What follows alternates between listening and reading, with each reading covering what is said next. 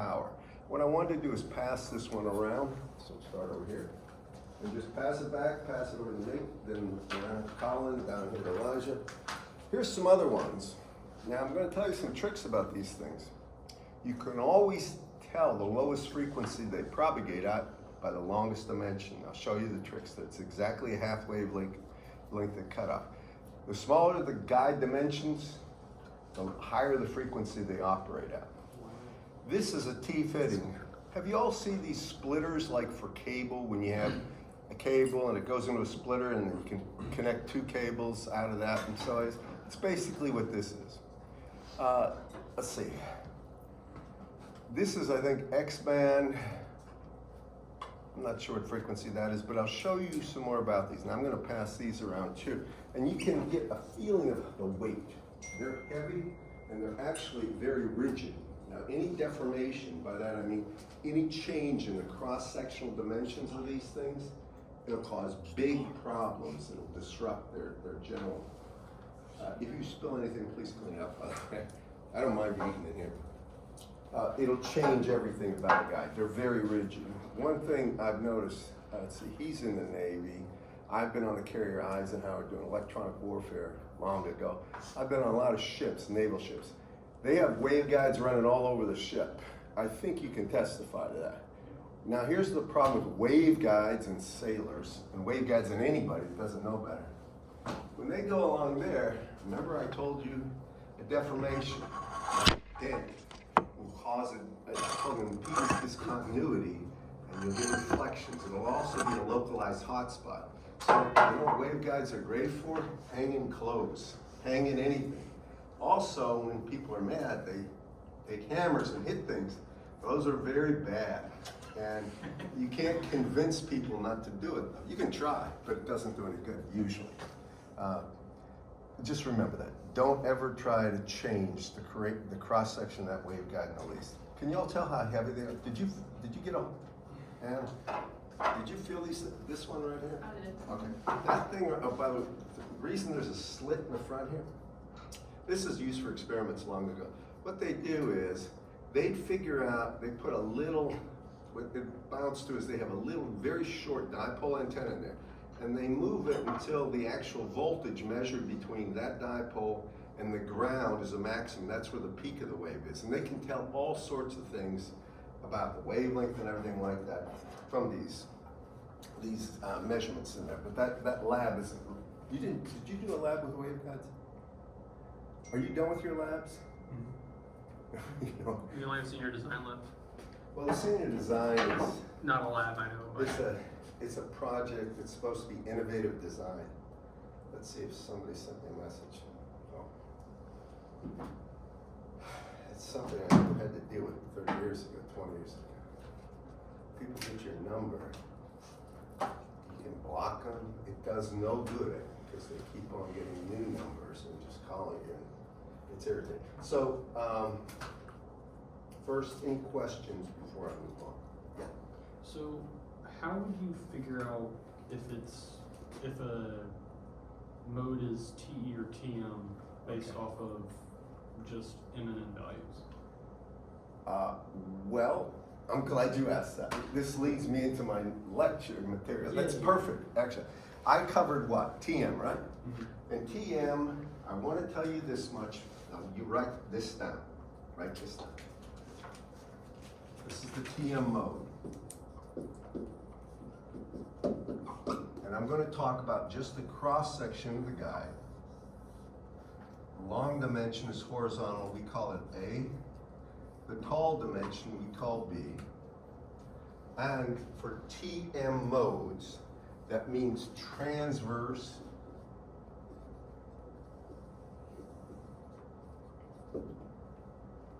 magnetic field. In a nutshell, HZ equals 0. That's what it means. Z is a direction of propagation. You all follow me on that? That means you have an electric field in the Z direction. You all hear me on this one. There is an electric field in the Z direction. And when we went, you don't have to write this down, but I'll tell you what to write. But when we went through the del squared EZ minus, and really this is omega squared mu epsilon times EZ equals 0. We use separation of variables. You don't have to write this down. I'm just using what I did last time. Remember separation of variables. At the end of the day, we got an equation that said, based on the boundary conditions, EZ is equal to sum E naught times the sine. Here it was going to be m pi x over a, and then it was times the sine of n pi y over b, and it was times e to the minus j, and here I said beta sub z times z. Do you remember that, class? How many do? I went through it. Were you here, Nate? Do you remember me doing this or not? Was it Huh? was it Monday you did this? Do you remember this? Yeah. I wasn't here Monday. I had to do movements. All right. Oh, that's right. Well, anyway, if you look, I did it. Trust me, online. I did. So beta z. If you remember, I went through the beta x plus beta y plus beta z plus beta minus beta x squared minus beta y squared minus beta z squared plus beta unguided squared equals 0, and I start fussing with those, right? And I found out that beta z, now write this down, you write that down right here, and you write this down, beta z is equal to, and here, the way he has it in his book, I think, is going to be, I gotta remember if he had it.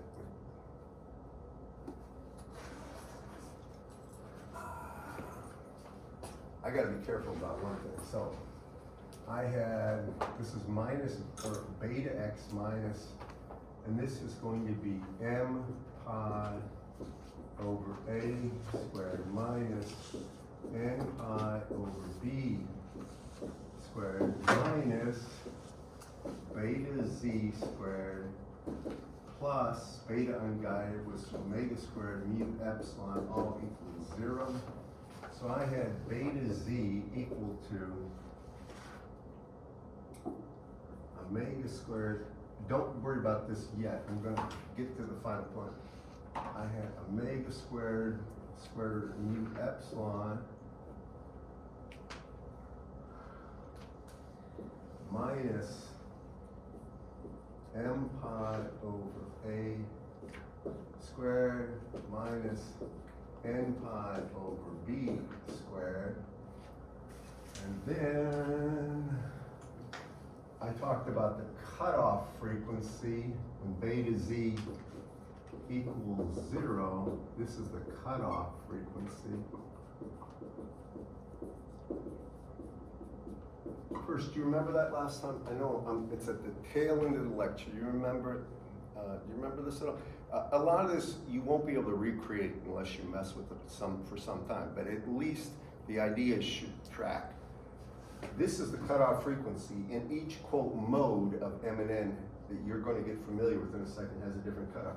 But what is the cutoff frequency when that equals 0? Well, and I'll get to this in a second. 0 is equal to omega cutoff squared times square root of mu epsilon minus, and then I'll put m pi over a squared minus n pi over b squared. I'm going to just mess with this whole thing. Take those two terms over here. Dr. Baginski, is mu epsilon supposed to be under square root or not? No. This should be omega squared mu epsilon. I'm very sorry about that. You're right. You're absolutely right. Mu epsilon. Mu epsilon. Yeah, it should be like that. I'm going to do one thing. I'm going to take omega c on one side. Now, omega c is really 2 pi fc. Do you all agree with that? Let me just put it here. And this is a cutoff frequency, so fc is the cutoff frequency. And what I want to do is rearrange this. So try to follow along. Since omega c is 2 pi fc, you'll notice there's a pi in each. You all follow me? We can get rid of it, and we will. You end up getting, after everything is said and done, you're going to get fc of m, you write this down, I'm going to bracket it, is equal to, really, omega c is 2 pi f, so I have to divide by 2. So it's going to be 1 over 2 square root of mu epsilon, and then it's going to be the square root of m over a squared plus n over b squared. Write this right here down. That's the cutoff frequency for the m comma n mode. And I better write this down. Cut off for m comma n mode. And I'll tell you what these modes mean in a second. This is important, you just get this down. These are like the resonant frequencies that are associated with propagation modes. And what are modes? I'm going to get to, but just write that down for a second. Back to beta z here. Now you can manipulate this thing, and eventually, and I want you to write this down too, you get beta z equal to beta unguided, and beta unguided is just equal to omega square root of mu epsilon. And for all intents and purposes, if it's an air-filled guide, the square root of mu epsilon is 1 over c. Does everybody follow me on this? Now just remember that. But it's beta unguided, and then it's going to be the square root of 1 minus, and put down fc of m comma n over f, and it's this squared. All right, better here. The beta, and this beta is a function of the mode numbers, m and n, and it depends what mode you're talking about, is beta unguided. Well, beta unguided is really just going to be, I can write it down like omega times square root of mu epsilon. If you want it that way, we can write it that way. Do y'all follow me on this? And then it's going to be the square root of 1 minus the quantity fc, but fc has a mode number over f, the frequency squared. Now, I'm going to make some, I'm going to say that beta z goes here. Now this is for the TM mode, which means no no magnetic field in the z direction, only an electric field. Y'all with me on this? You mess around with separation of variables. This is something that at the higher level courses in electromagnetics, especially in physics, they spend a lot of time making sure every little single thing that you do in the development of this is rigorously justified. But if you get that, now listen, I want you to think about this. If m is 0, do you agree the sign here would be 0?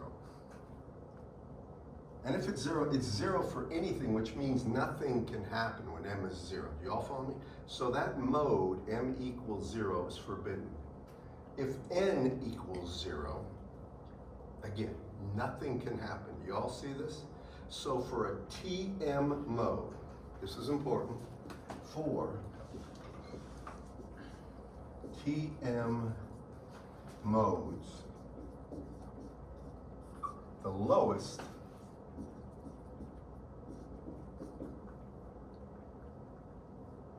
really cutoff frequency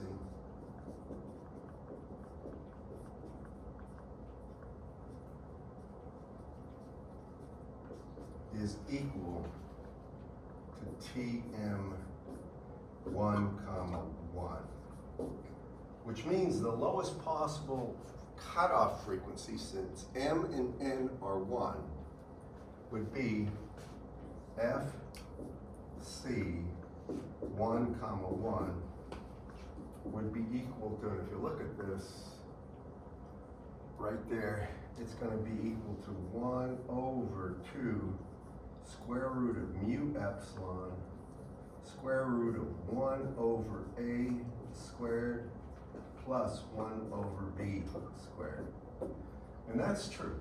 That's always true. Now, all the other values, because people probably have a natural curiosity, well, how do you get EY? Or how do you get EX? Or HY or HX? Do y'all follow me? But if you have this, and Whitworth's book talks about easy, you can use the curl equation. And basically curl of E. Remember, there is no H field in the Z direction. Y'all follow me? That's T. So because of that, you can take the curl of E, and it would be a curl equation that would be associated with HY and HX, and you can calculate the H fields, and basically it would be a leapfrog approach. HC is 0, we have easy, we have 2, right? Now you can say, well, if you have that, that means the curl of H. By the way, does everybody know when you take a curl of any vector, the resultant vector is perpendicular to it, the curl? Do you know that? So when you take the curl of E here, you're going to get an H field. Curl of E is minus J omega mu H. Y'all follow me? You're going to get an H field in the, really in the Y and X direction, components of it. Then we have to do this leapfrog approach, because you know that HZ is 0, you get rid of any derivative with respect to HZ with respect to either X or Y, because it's 0. And you can always get down to the basics. In Dr. Wentworth's book, you've got his book here, and I know some other people do. If you look in there under the TM modes, he'll show you all the field components. And he gets them by taking the curl. By the way, I don't make people do that. I know probably Adele Bashir would, and some of the other professors. I don't make you go through the curl, because honestly, it's going to give the right answers that are right there. And it's a bit irritating to go through some of these. We can do it if you really want to, see me after class, but it's not necessary for what we're going to be doing. So anyway, that's how you get it for TM, right? Now, I'll tell you for TE modes, all right, we're gonna get a magnetic field. Listen, remember, TE, no electric field in the Z direction, all right? Transverse electric. No electric field, all the electric fields are perpendicular to the direction the wave propagates, and that's the Z direction. So we have an H field in the Z direction, right? And at the end of the day, that H field in the Z direction will be similar to this, but the H field will be cosines. The reason the H field will be cosines is at the boundary, the H field is a relative max. I'm going to show you this in a second. I'm just setting the stage for it. And what you're going to find, the TE mode, which means that the actual magnetic field,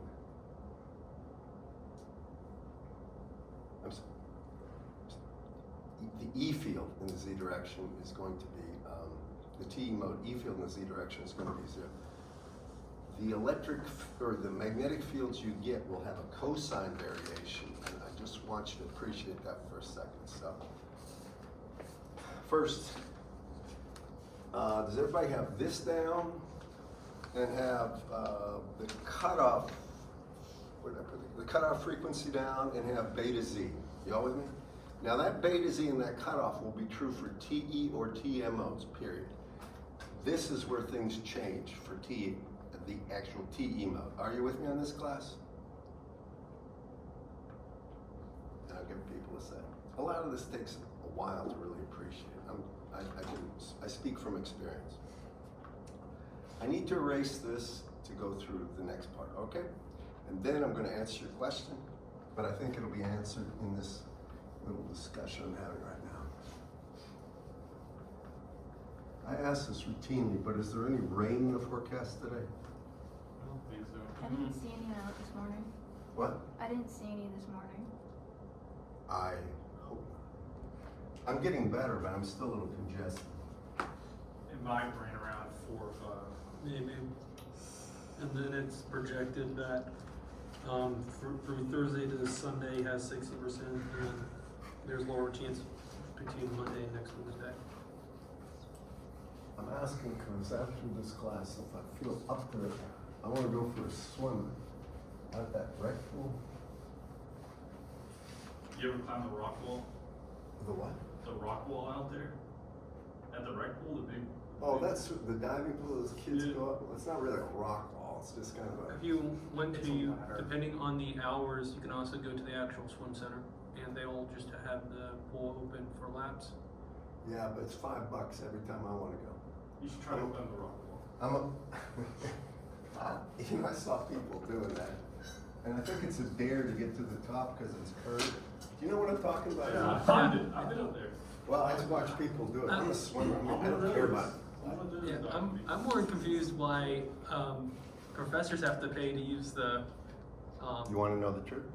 Your tuition covers the rec center bill. Everybody pays for that. Every student pays for it. I have the option of paying, and I do pay for the rec center, $25 a month, or whatever it is, something like that, 20 or 25 or 30 a month. But the pool, indoor pool, costs an additional $5 a month. I can buy a monthly pass. I forgot what it is, but I just pay for the outdoor pool. And they have lap lines on the. No, I pay for the outdoor pool. Well, here the outdoor pool. If you're interested in this, Auburn, the city of Auburn, for $20 a month, you can swim outdoors, laps and everything out over. It's behind Sanford Middle School, or they have a place off of Ogletree that's a heated pool, but I don't like it because it's too hot, and it's kind of indoor. It's got a canopy over it, and you can use that anytime for $20. So I don't pay the $5 for the indoors. I'll pay $20. I'll swim over Sanford. And today I'm going to swim over there because I'm just too tired to swim a mile. All right, back to this thing for TMO. Or not TM, TE mode. This is TE.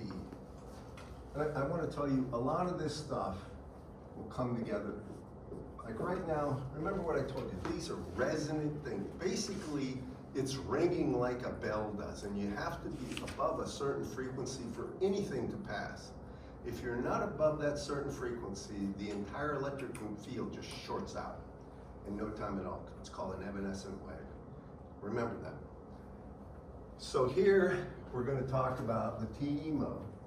Now we have HZ will be, and but what actually happens is, I'm not going to go through the whole thing. Now you're going to get that delta squared of HZ plus beta, and this is going to be just beta unguided squared of HZ equals 0. It's identical to the way we actually figured out what EZ was for the TM modes.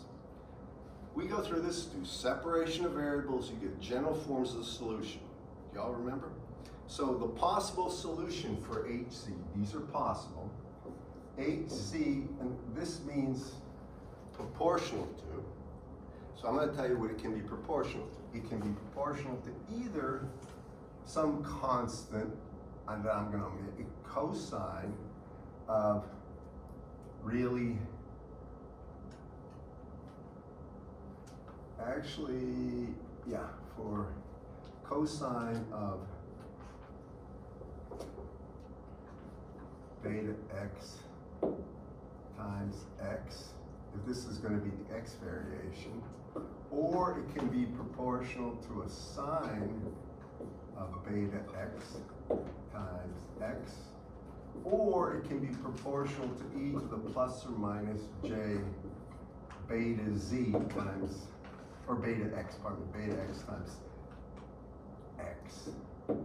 Let me just tell you, these are the possible solutions to this after you do, if you just do separation of variables, and let's just say this is going to be, remember the way you have to do this whole thing would be HZ is going to be some function just x of x, y of y, z of z. Okay, that's the way you do it. If we just talk about the x component of it, this is like the x component of that HZ, or the variation only in x. You all with me? Now here's the reasoning why it can't be. This is an X component, and this would be like the X dimension this way, and this would be the Y dimension. Well, that e to the plus or minus j beta z, it's a propagating wave. The magnitude never changes. You with me on this? That's an impossibility. The propagation is perpendicular to this. It's down the z-axis. Now, the thing you don't know, remember this is beta x, is when you come to a boundary, remember this guide is like this. If it was an electric field, you know, an electric field would do something like this if the electric field was out of the board. We know at this point right here, it's basically shorted right at the corner. And if you went across this way too, it would be shorted here. Y'all with me on this? Well, that would be a sine function. I think you can all see that, right? It doesn't work that way for H. For the H field, the boundary conditions, and this is something you haven't really been taught in EMAG 1, at all these surfaces right here, if you talk about a surface like that, it's the derivative of H, whatever component of H you want, but in this case, it's going to be HZ with respect to the normal direction is 0. Now remember, H tan 1 is H tan 2. Do y'all remember that for a conductor? And on a conductor surface, H tan 1 is H tan 2, and E tan is 0. Do you remember this at all? How many do? H tan 1 is H tan 2, unless there's a, yeah, you do. Okay, now what does that mean? If you think about this, if you just looked at a boundary, and say the boundary is right here, and call this the X direction. Well, we know H tan 1 is H tan 2. So if you actually plotted how the H field in the Z direction would vary versus X, y'all with me? At a boundary, it would have to be a relative maximum. Do y'all follow me on that? Now, if it has to be a relative maximum, it means, and you think about when X is 0, it would have to be a relative maximum. First, this one's gone. Well, if X is 0, no matter what you have multiplying it, 0 times anything finite is still 0. The sign of 0 is 0. It can't be that. So that means when we take a look at this, the variation in X and the variation in Y will be cosines. And then you meet the boundary of a maximum at the other side, just the way you did with the sine function being 0. But you find out this. Let me just finish now. You're going to find out HZ for this one. At the end of the day, HZ on this one is going to be some constant, and it will be cosine. It'll have the same beta argument as the TM, the E field for the TM. And it will be equal to M pi over A times X, and it will be cosine of N pi over B times Y, and then it will be E to the minus J beta Z times Z, and that will be the H field in the Z direction.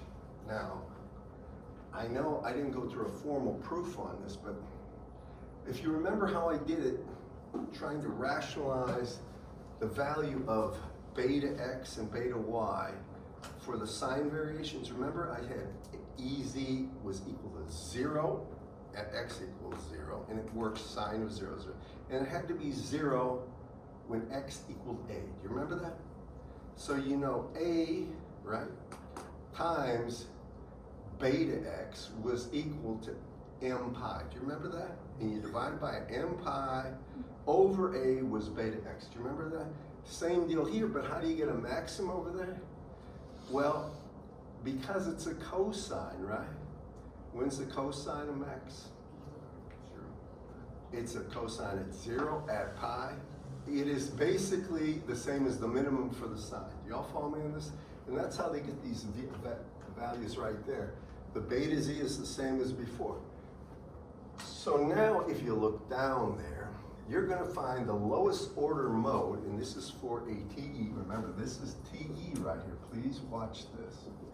This is for TE. What would you think the lowest order mode is?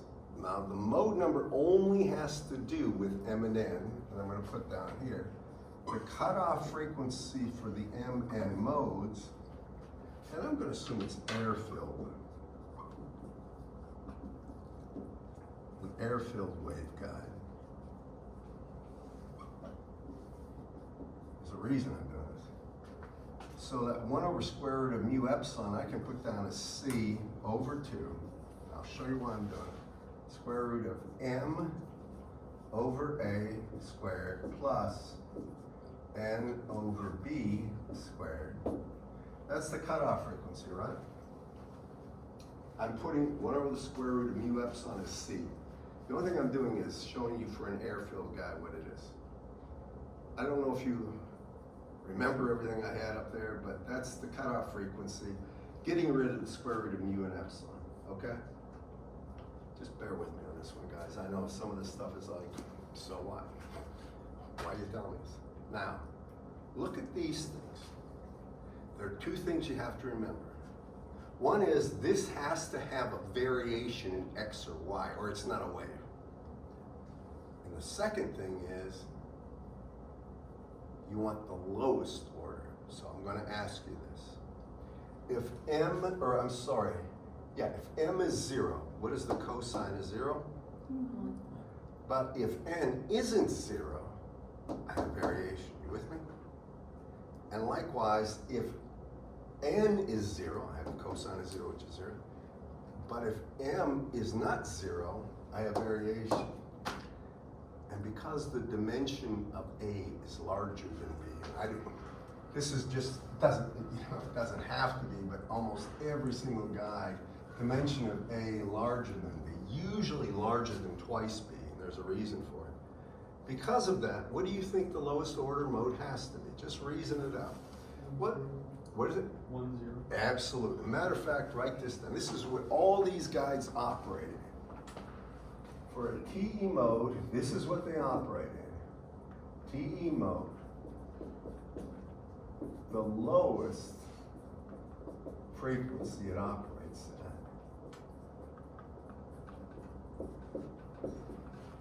is, and the way they do it, it'll put TE1, O, or TE10 as a subscript. That's the lowest possible frequency, and that means the cutoff frequency for the 1 ohm mode is equal to, and this is for air-filled, C over 2, square root, here M is 1, over A squared. The plus N over B squared doesn't matter because N is 0. You all follow me? Now keep listening, and I'm trying to really get to the point and drive it home for you guys. Now look at this. What's another way of writing this? C over 2. FC of the 1, 0 mode is just C over 2A. Can you all see that? Now just take a moment, I'm gonna make a point here. So for the TE mode,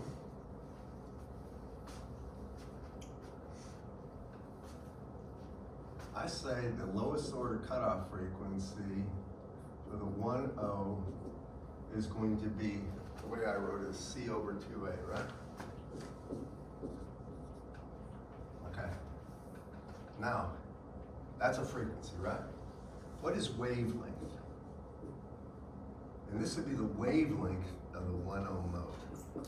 It is what? C over F, F for airfield. Do you agree with that? It's C over the frequency, right? What's the frequency? It's this, no watch. It's gonna be C over 2A. Can you all see that? C cancels and you get the wavelength is 2A. This is at cutoff. No frequency below that will propagate. And at cutoff, what actually happens is the electromagnetic field just bounces back and forth here. Or I should say this way. And here's why. Look at this. Wavelength is 2A, right? That means A at the cutoff frequency is simply the wavelength, lowest frequency wavelength, 1 over 2. Can you all see that? You know what that means? the electric field for the TE10 mode, the electric field in the Y direction will look like this. This would be a TE10 mode EX in the guide. And I can tell you, I'll show you this in a second, have some constant, and it would vary. This would be in the Y direction, but it would actually vary. This would be pointed in the Y direction, but its variation would be in X, and it would be cosine of M, really it's 1, so it would be cosine of pi X over A. Oh, sorry, this would be a sine, pardon me. When you do the curls, you're going to get a sine here. This would be the variation of this, and of course it would propagate with e to the minus j, beta z times z, but that's not important. Here's what's important. If you graph that, please just try to understand this. The lowest order cutoff modes would have t, and here's exactly what it would look like. You would get an envelope here that would be a sine waveform, and you would have an electric field in the y direction that would only vary in x. It would not vary in y. So that same magnitude field would be present at any height. Y'all see this, class? And that electromagnetic field is propagating down the guide. But you'll notice, and this is how you can tell, on these guides, I'm making a point of this for a reason. I can tell you, if I state the dimensions of a guide, and I tell you it's operating the lowest frequency it can operate in, well, you get that, make this exactly half a wavelength. So if the A is like 10 centimeters, just think about that, or whatever it is, 10 centimeters, right? Well, that's lambda over 2. A full wavelength is 20 centimeters, right? If it's 20 centimeters, and this is airfield, as airfield as it gets, what's the frequency?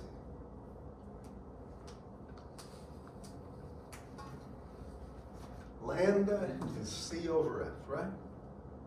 Okay, I got lambda, 20 centimeters, right? What's the frequency of operation? I'm not asking too much, I promise you. So, we're gonna go with this. This is just what I do on quizzes. I give you a guide, and I'll have this is 10 centimeters, this is 4 centimeters, all right? Follow? So I ask what frequency what's the cutoff frequency on this one, the lowest cutoff frequency?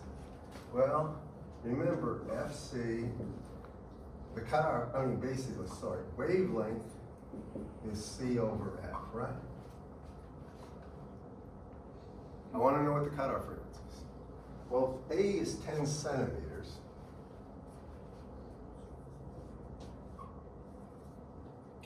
two A is 20 centimeters, right? Agreed? And I said that would be the wavelength, right? Half wavelength would be 10, right? 20 would be a full wavelength. So I can say it would be 3 times 10 to the 8, right?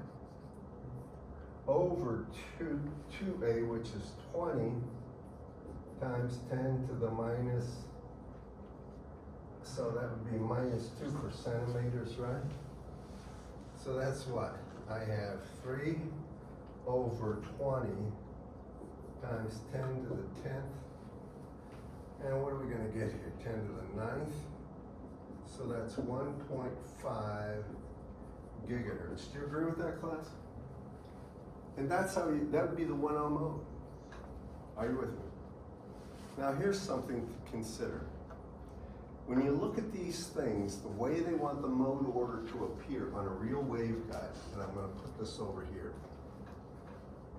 All the rectangular guides that I know of, not cylindrical guides, and we don't even cover it here in his book, we should, but all the rectangular guides always have the cutoff frequency, right?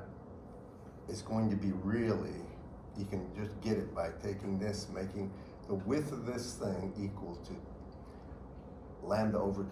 And you can figure out from that lambda what the cutoff frequency is. Are you with me on this? Now the next highest cutoff frequency will be the TE20 mode, almost always. And the operation of the waveguide will be somewhere between the 1.0 and 2.0 mode. They don't want any other mode to operate, and the reason is, and I'm going to get to this in a second, they only want one mode. So if you're higher than the 1.0 cutoff frequency, but not high enough for the 2.0, then only one mode operates. And the reason they want that is if you had 2 possible modes, say you were above the 2.0 frequency and above the 1.0 frequency, well, how do you know which mode operates? Both would actually be excited, but they travel at different velocities. Now, if you have 2 modes operating and it's hard to tell which one would have more power anymore, what happens is when you send a signal, by the time it gets to the received point, however far down the line it is, it's garbled. Basically, you have 2 waves that are no longer in phase, 2 modes where energy's in both, and that causes the signal, any kind of communication anything needed for the wave to be an exact replica of itself, all that's gone. You don't know what you sent in terms of what happens because the 2 are superimposed. So let me get down to the velocity also. I'm trying to talk about the important aspects of this. I'm just kind of I didn't make that quick of an approach, but I'm just going to tell you for TE, that's what's happening to the H field. If you go through the rigor and look in his book, this is what the E field would be like in the Y direction for a 1.0 mode. This is real important. And it would look like this. And in his book, if you look in that chapter, please do. You're going to see he'll try to represent what the field models look like for different modes. I want to just talk about that for a second. I'll give you the velocities in a second, but I have to talk about this. So, this is, well, he shows all sorts of stuff in there, but the field patterns are interesting. Very hard to get a real appreciation for. What he tries. And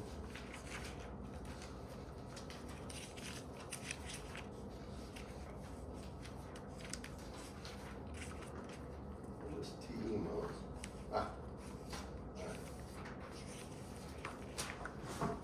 He doesn't show you enough, but if you look on page 394, what he's trying to give you an idea of is the electric field, contours of identical EZ, and then right below it, and this is for a TM11 mode, he's trying to show you a surface plot of EZ on the bottom, and then showing you EZ versus X on, this is page 394. If you don't have your book, it's not that necessary. But on page 392, what he does is show you the various patterns that can occur. Now, if you go to, if you look and just do a search on the internet for vector modal field patterns in waveguides, it's very hard to appreciate this because remember, the electric field has a value and it's a vector at every point in space. So seeing a whole bunch of arrows that are pointing in every which way is very hard to have an appreciation for what in fact is going on. What he's really trying to show you on these things is the trends, the overall trends. Can you see that? You've got the book. Do you have a book over there, guys? You have a book? Are you looking at this or not? I don't care what you're looking at, but I'm just trying to make sure. He's got a book. What do you have a book? I mean, it doesn't matter if you're, but if you look here, what he's really trying to show you is, this would be EZ. These are contours of constant EZ at the top one on page 393. You can see a dead center, it's going to be a relative max. That's what he's trying to show you. So how does it how does the electric field vary versus easy versus the horizontal position X, and he tries to show you that. He's trying to give you an idea, but it's not easy with these things. It takes a little time to sort of look at that and reason through what's going on. I'm just level with you. I know that this stuff, as far as your ability to imagine, it's very hard. Anyway, let me get to the velocity. So I said all this to say most, matter of fact, I can't think of an example, but I've seen a regular waveguide, rectangular guide ever operated or designed to operate at a different frequency. But what they'll have is the lowest order mode, it has to be above. It's usually above that, but it can't be above the 2.0 mode. Y'all with me? Because if it was, then you could have two possible modes that would be excited. And the 2.0 mode is twice the frequency of the 1.0. Y'all with me? Now, okay, I've got to that. I'm going to talk about the velocity that the wave's actually moving in the z direction, phase velocity, and then the real velocity. And then I'm going to talk about something called the wave impedance that becomes very important. And these are necessary to understand, very important. So first, remember I had, and this is true for both modes, I had beta z basically equal to beta unguided, right? And beta unguided was omega times square root of mu epsilon. Do y'all remember that?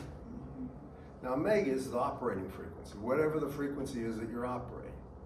It's that, and then it's going to be times the square root. If you find this formula in the book, let me know where it is. And it's actually going to be equal to the actual cutoff frequency of its, whatever it is, but I'm just going to call it FC, over F squared.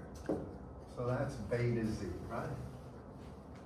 Now, what is the phase velocity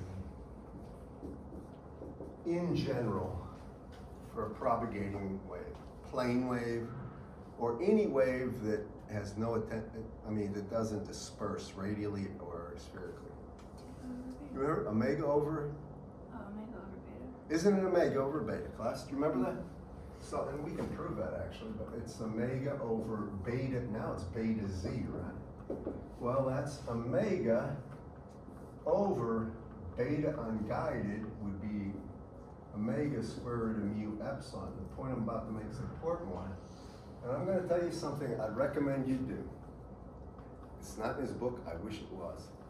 I'm going to ask you to create a constant k and let k be equal to the square root of 1 minus the quantity fc over f squared.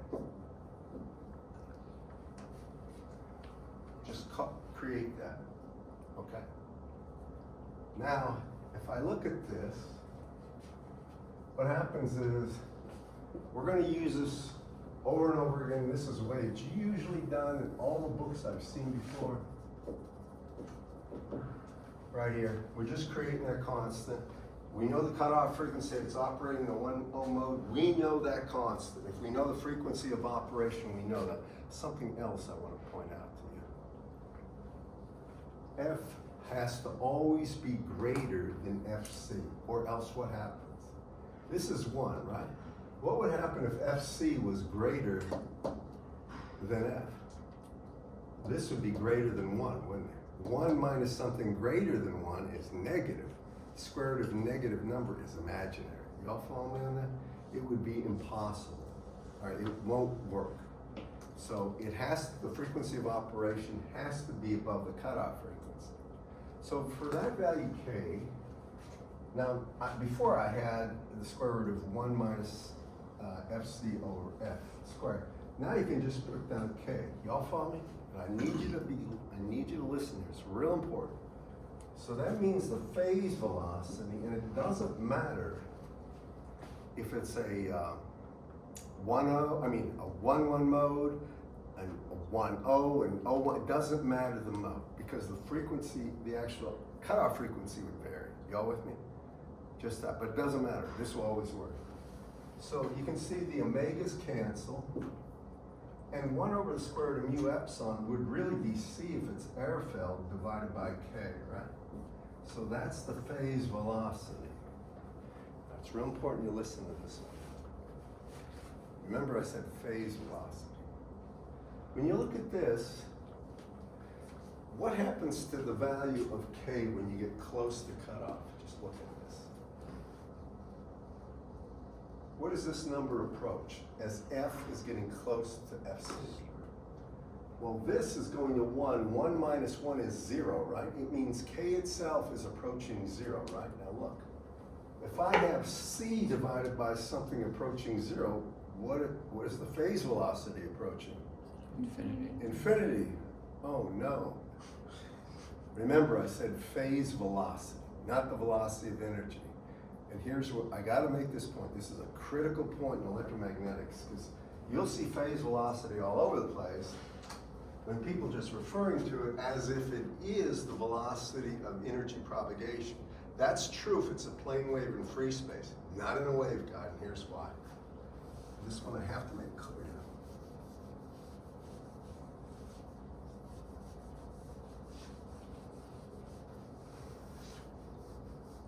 And I might add,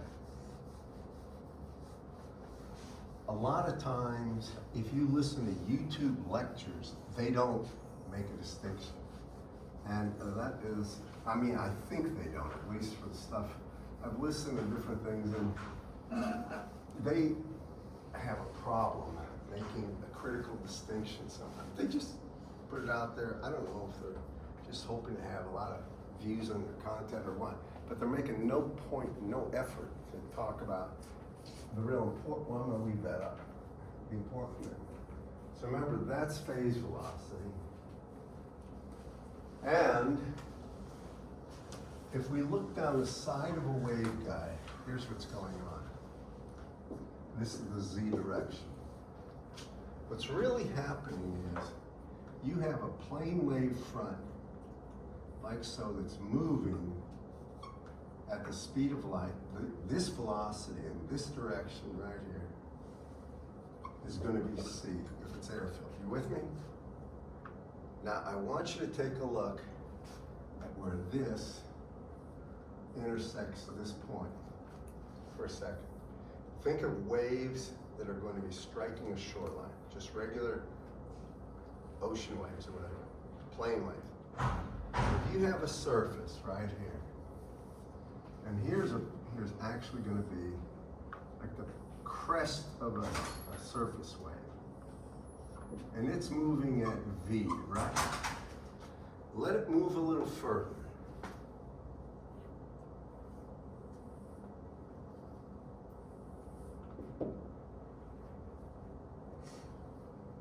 It moved from here to here, but how far did it move this way? Can you see it move much further? Right? Just think about that. If I have,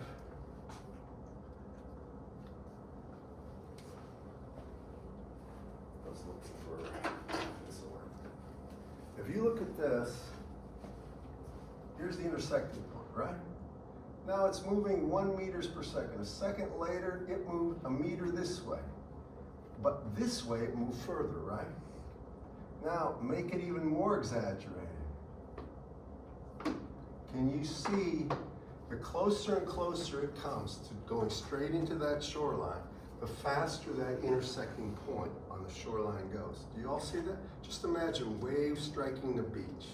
So the waves might be going 1 or 2 miles an hour, but if they're striking at a huge angle, like if here's the beach and the waves are coming in, and they're almost coming in vertical, but not quite vertical. If you looked at the crest, as those things are actually breaking, that thing would be going 20, 30, 40 miles an hour, just the breaking point. Nothing's really moving that fast. What you're looking at is the crest, or a mathematical point. Y'all with me, class? Where it hits the shore. It's the same way with the phase velocity.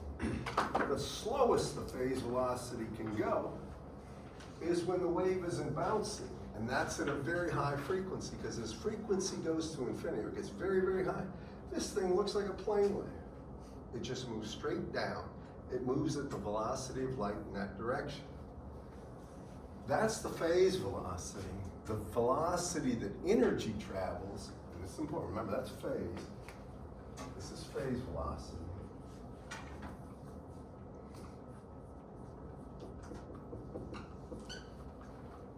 The velocity of energy flow, sometimes called the group velocity, it's actually to the derivative of omega with respect to beta z, or I'm sorry, it's 1 over the derivative of beta z with respect to omega. I'm not going to do it, but what that ends up being is going to be the velocity of light squared divided by the phase velocity, or it will be c times k.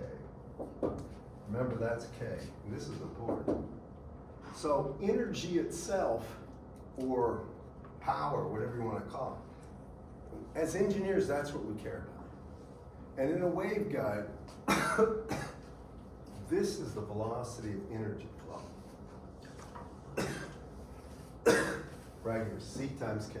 You can see when you get close to the cutoff frequency, when k is going to 0, the velocity of energy is going to 0 too. And that's where the wave is just bouncing between the bottom and the top. That's it. Y'all with me, class? So that gives you some perspective on this stuff with guides. Now there's one other thing I have to talk about, and that's going to be sort of the waveguides, wave impedance. I want to do this justice too. When you think of impedance, like when you say a transmission line has 50 ohms characteristic impedance, what does that really mean to you? I mean, why would you want to know that? Let me ask you that. Anybody? You all have, I mean, you're familiar with cable going into your homes from either internet or cable TV and stuff, right? How many ohms is that cable anyway?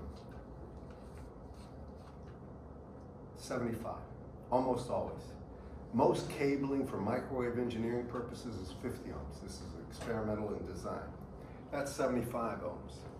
What does that 75 ohms mean in a coax cable? I mean, why would, any idea?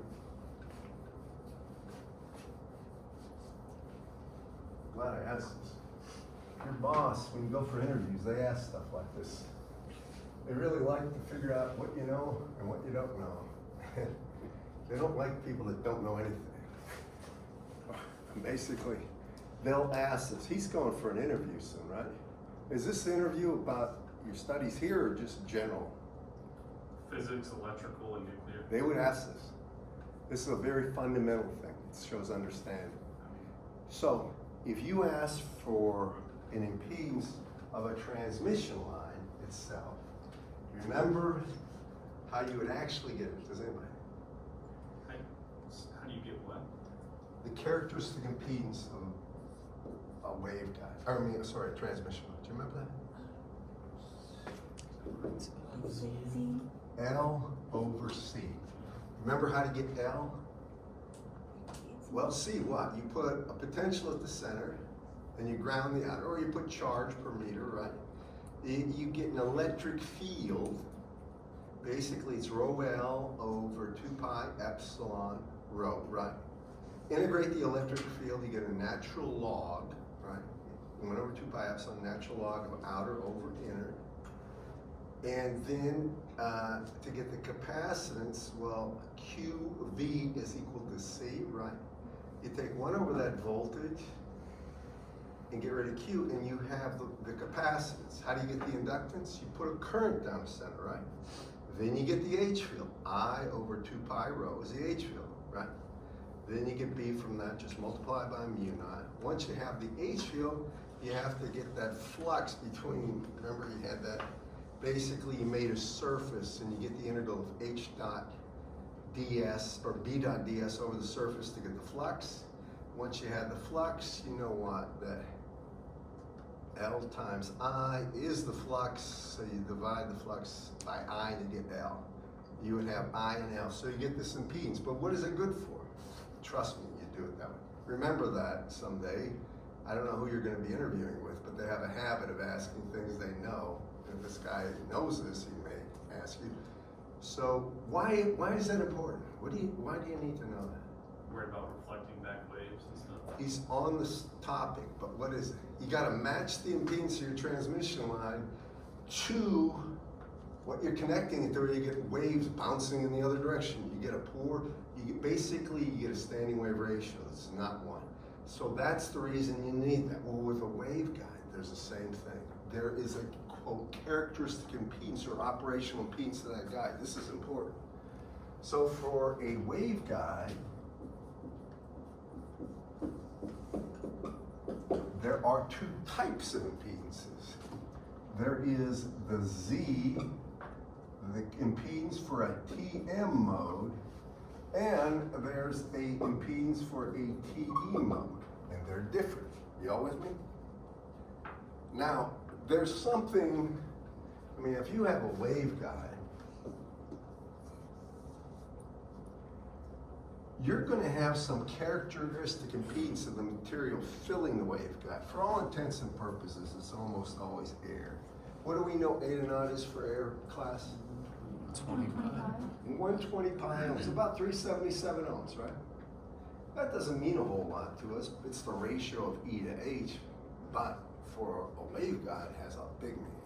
For a TE mode, the actual operational impedance, so if I was connecting that guide, this, I can't connect that guide. If I was connecting this, say this, now this guide to a load, just assume this is an antenna, right? If this antenna's driving point impedance is 50 ohms, this better have a characteristic impedance of 50 ohms, or I have an impedance mismatch. And anything I'm pushing into that antenna is gonna come, a lot of it's getting kicked back. Y'all with me? So that's why it's so important.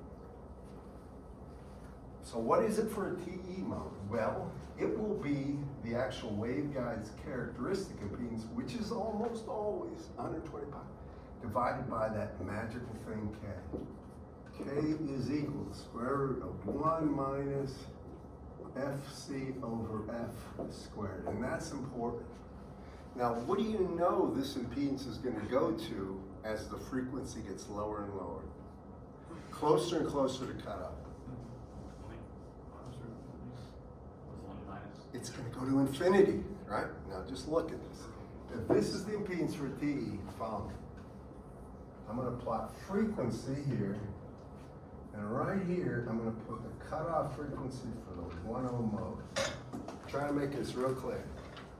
And I'm going to say this is the impedance for the TE 1 ohm mode versus frequency, right? So as you get way out here, it's simply going to be eta naught over 120 pi ohms. But as you get closer and closer to here, it's going to asymptotically go to infinity for the TE mode. Important to note. So one thing you don't want to do is operate too too close to this. You want to be high enough, right? As a matter of fact, if that's FC10, the FC20 mode would be 2 times FC10. You want to operate somewhere out here. Trust me, you do, and I'll show you why. You want to be far enough away from this thing, so first you're getting velocity of energy that's not just 0.01 c or something like that. It's close to the speed of light. And you want to make sure the waveguide's impedance is about 120 pi. Y'all with me, class? Now, if this is for a TE mode, for a TM mode, this impedance, TM, and by the way, I didn't say this, the lowest order, oh, I did actually. The lowest order TM mode is the 1-1. But if you have a TM 1-1 mode, you will have a TE 1-1 mode. There has to be multi-modes. You never want more than one mode if you can. That causes nothing but problems. There are rare cases where you want to have a TE 1-1 and a it would be a TE 1-1 and a TM 1-1, but they would be for a circular guide, it's a completely different problem, not a rectangular guide. Then they have something called they're going to have something that it's a filtering mechanism where they can pull off one mode and let the other one pass. So if they want to drive antennas with different You might say power densities and stuff. They can do that and use the same guide. And that's way, way, way beyond what we need to talk about. Just to give you an idea, it can happen. For TM modes impedance, it's this. It will be 8 and not, but it will be times K. And that means for a TM mode, what happens to the actual impedance of this guide will be this.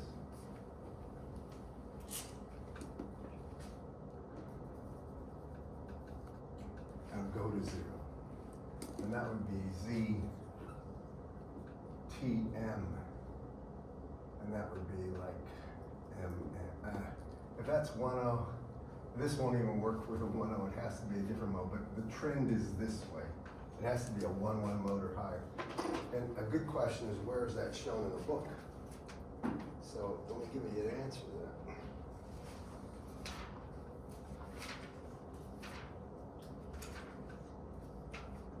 If you look on page 398, now he doesn't use K. I don't know why, but he doesn't use K. But that's the TE case, if you look there. I want to show you guys this. And I'll come around, because this is real important. If you look at this as a TE, you'll notice that square root crap's at the bottom. Take a look. See it right there?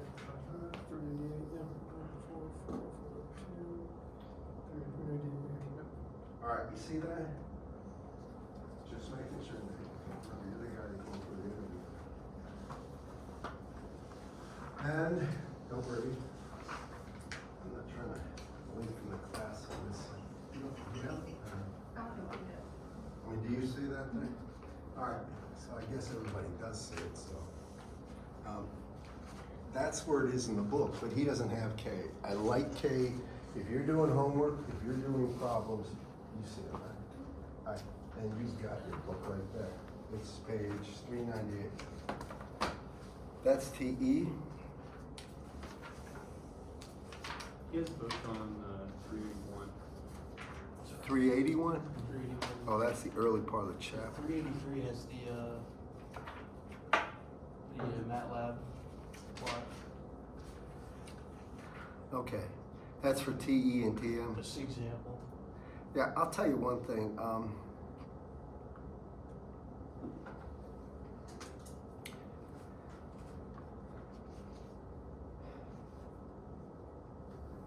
As a me personally, there might be an exception. I've never ever used a waveguide in anything but TE10 ever.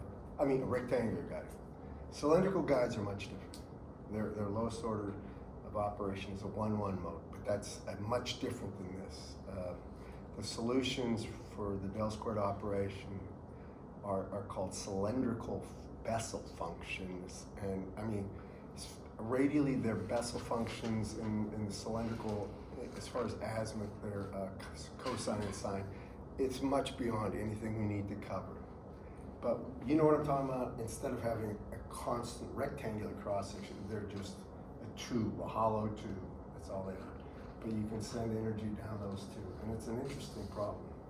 So next with this, I think I've covered impedance.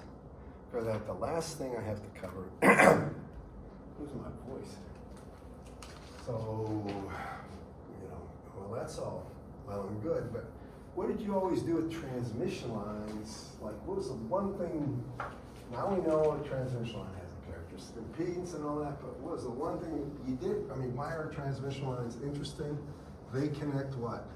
Sources of power, energy to devices that need it, right?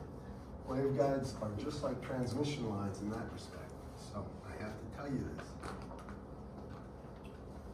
If we have a waveguide, it's not in this book. This is a separate thing. I'm going to give you a problem, homework problem. I want you to listen to me now. If you have a waveguide and the dimensions are given of a cross section A and vertical B, and then the length is given. Now the length is like in meters. Right? And you have this, and you want to know something about the input impedance. In other words, if you connected to it, what would it look like? Well, the only way to really get this is you have to have a load. So I'm going to put a load, ZL. It could be an antenna, it doesn't matter. Are you with me? This is exactly parallels the transmission line problem, if you remember. Here's the difference. On this one, this guide is not going to have Z naught that is square root of L over C. Here, we're going to have Z, and I'll call it, I'll say this, my Z naught for this one will be ZTE 10. Y'all with me? That means we're going to technically take 120 pi and we divide it by K. Y'all with me? Now, once you have that, and I look at this thing, now I have to say what in fact goes on. Well, if you looked at the input of this guide and you think about the formula you had before, remember Zn was going to be Z naught. I'm going to leave it as Z naught right here. We know it's the T10 mode. That's it, right? So if we know the operating frequency, we can get this. We can get K. Is everybody with me on this? We're going to have that. Then it's going to be times Z load. Now that's this. Plus J, this Z naught. Then it's going to be the tangent of, and now I have to talk about beta in the Z direction, or beta of the guide, I think Whitmore's book has, times the length over Z naught plus J Z. This is assumed losses, by the way. Tangent of beta Z times L. Now, do you remember doing something like that for the transmission line, right? It's exactly parallel to that. The big difference is that beta Z right here is actually beta unguided, but then it's going to be times K. And again, I didn't write that down, but K is that square root of 1 minus quantity FC over F squared. That's the difference. All right? That would be the input. Now we can play the whole game. If I put a source here, right? And I say I had an impedance here.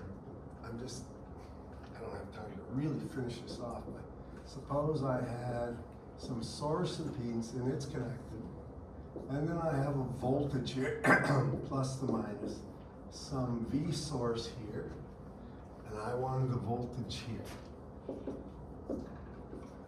It's not in Whitmore's book, but this is a real problem, you'll see.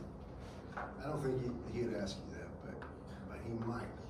I never trust these people because they might have to be really good with one thing. That's where they're going to ask questions, things they know. So if you look at this, first thing I got to do, if you remember the day we did these long ago, you have to get some V prime there. You remember that? So how do I get that? Well, I have to find that Zn. Do you remember doing this problem? How many remember this one? No? Oh, you do. You remember it, Ellen? Trust me, you did it. If you went to Remag 1, you probably did it. It's called a complete circuit problem. You can look it up. But what you have to do is get this, right? And what that really amounts to is we're going to have some Z source. Usually it's strict real. And then I have some Z in here. And then I have VS. And I want this voltage. And that V prime is nothing more than VS times Zn over Zn plus Zs, right? You kind of remember this problem. You may not enjoy this problem, not many people do. This is Z, and this right here would be Z equals 0. We always connect the load at Z equals 0. These are negative values of Z this way. So now I say, well, that V prime is actually equal to some V0 plus. If you remember, now we have a propagating wave kind of deal here. And then it's going to be times E and it would be to the plus j beta z times L, and then it's going to be plus the reflection coefficient at the load that I have to define, times e to the minus j beta z times L. The reason it's plus and not minus is because here z is equal to minus L. Do y'all follow me in that class?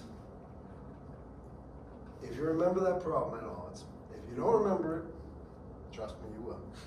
So you can get V0 plus here by dividing this by this. It's the pain. I don't know if you remember these problems, but they cause a lot of mathematical trouble in your calculators. I know that because every time I give these kind of problems, my quizzes, about half the class doesn't know, their calculator spits out the wrong answer. They got the right formula.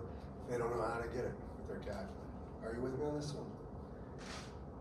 So if we can get V0 plus, the voltage anywhere along between here and here, this voltage, V of Z, is given as, and you can get it, V0 plus e to the minus j, and it's beta z. You need to get beta on the way, in the direction of the waveguide, or along the guide, times z, plus reflection coefficient of the load, e to the plus, that's a minus there, e to the plus j times beta z times z. While I'm at it, is simply ZL minus Z0, which is TE10, over ZL plus Z0 TE10. That's the definition of reflection coefficient. The impedance you're going into minus the impedance you came from. But at the load, the voltage at the load would be Z equals 0. Y'all agree with that, class? You with me? So at Z equals 0, the voltage at the load, therefore, will be equal to V0 plus, and it's simply 1 plus the actual reflection coefficient at the load. And from that, you can get the current at the load.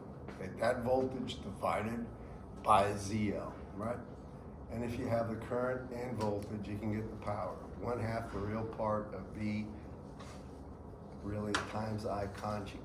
Okay, I know I ran over. I owe you time. I will give you homework. The quiz is going to be on waveguides, profound. I won't ask a problem like that on this one. You'll see another problem like that for sure on the test. Or when is our test again? 23rd? July 30th. 11th. July 11th. The July, Friday, sorry, 11th. yeah, the Friday after 4th of July. Sorry, the quiz was on Wednesday? I'm sorry. You said the quiz was on Wednesday or Friday? The quiz this Which week. quiz? Or the quiz the next Today's week. Wednesday. Yeah. It's Friday. You weren't here on Monday. It is Friday, right? I mean, Friday is. Friday this is Wednesday. 2 days from now. Okay. I think I'm back to earth now. You got me scared. You had